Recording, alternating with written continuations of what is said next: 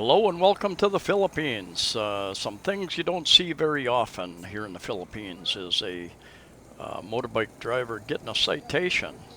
They are hiring more and more traffic policemen, and occasionally I see them, even when they're out directing traffic, when there's a break in traffic, they'll walk over and pull over a motorbike and ask for their registration, driver's license. I'm not sure what the issue was there, but it's happening more and more. They're hiring, I think, another 90 some traffic policemen, I think, in the Cebu province, and they'll spread them out across the islands in the Cebu province anyway.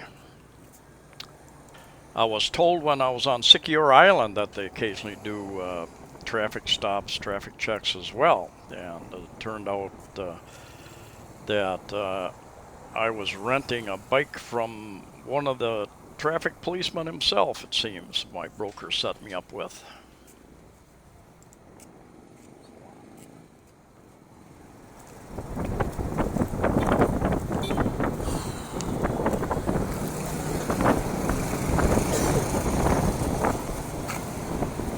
I want to sleep also. I'm very comfortable.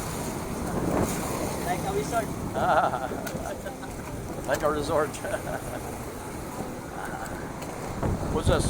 Chicken? Chicken, yeah. Video camera. Video camera. Very good. You use propane? Propane? Propane burner? It's a gas burner. Oh, gas burner. Okay. All right. This bridge here is the dividing line, I think, between Cebu City and Mandaue City. At least there's a sign right about there that says that's the difference. And this is on Cabahog Street. It kind of, going back the other way, it kind of dead ends right at Herman Cortez Street. If you take a right, that'll take you down around to SM Mall, the big SM Mall. And it's interesting down that way. It appears that Ayala is building another mall just a few blocks from the SM Mall. It'll take a couple of years to get it built, I'm sure. This area right along here gets a lot of the jeepney traffic. They stop here and pick up people going to various destinations, and the places they have a number on the jeepney, and they have the names of where they go on the jeepneys.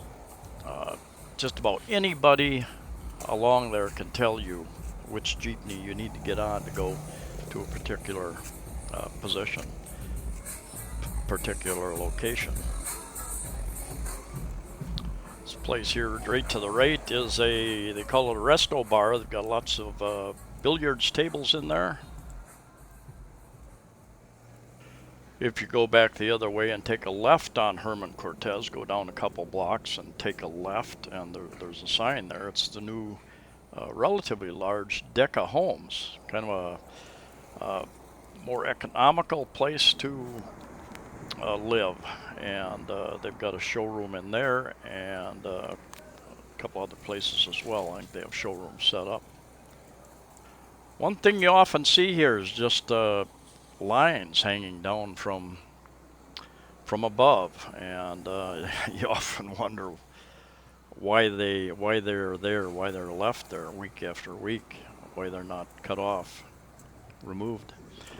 You're seeing more and more of these type of areas. In the U.S., we call them strip malls. It's just kind of place has parking, and then they have businesses on either side of the parking. And you're seeing more and more of that type of thing. I've seen probably 3 or 4 open up just in the areas that I walk in recently. And in this area also, it's not quite what you'd call an IT park area, but several of these buildings to the left are call center buildings, and they get a lot of people working 24 hours a day in there, doing customer service for people all over the world. I met a girl once, they had taught her Spanish, and she's customer service for some Spanish company. So you have guys like this with the uniform on oftentimes. Kasambagan is the barangay here. It's right on the edge of Kasambagan and Subanduco barangay, if I pronounce that properly. But those guys often set up certain places, and they oftentimes will also have regular clientele. And he may be waiting for somebody in particular to give them a ride. But you will notice that probably in many cities in the Philippines, definitely in Cebu City, Mandaue City, the motorbike clubs will kind of control an area, and generally they allow other, and I don't know how strict this is, but they allow other motorbikes to drop people off, but they really frown upon other motorbikes picking people up in their area of influence. And a place I originally lived up in Lahug, they were quite protective of their territory. I had one guy who wanted to drop me off at the corner. He said, I can't take you down to your condo. Those guys will kill me down there. I don't know what the deal was, but anyway, across the street there as well. Very close to those IT buildings, the call centers. Got Jollibees, you've got Burger King, Greenwich Pizza, and that guy had a flat tire. Lots of, off to the right here too, lots of, there's a couple of coffee shops. You go down a couple of these little lanes, there's lots of Filipino little restaurants, lots of karaoke places. This is like karaoke heaven. I think I went down one little lane, there was like 6 different karaoke shops in there selling beers and soft drinks, and had the screen with the karaoke with the lyrics of different songs you could choose, and the people just usually they take their turns, pass the microphone around. Petrol stations, gas stations are all full service here, and the price of fuel. Hello. If I figured this right, 1 US gallon equals 3.785 liters, so that times 50 pesos per gallon would be $1.89 per gallon. If I figured that properly. And here's a dealership. They sell trucks and vehicles.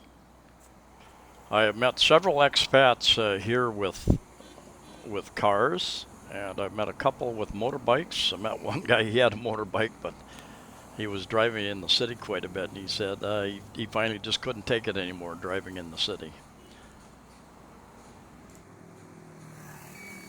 The Philippines has a number of manufacturing plants for automotives and trucks here in the Philippines. This is cool. They'll take a motorbike and they'll make whatever modifications they need to do to haul whatever they want to haul.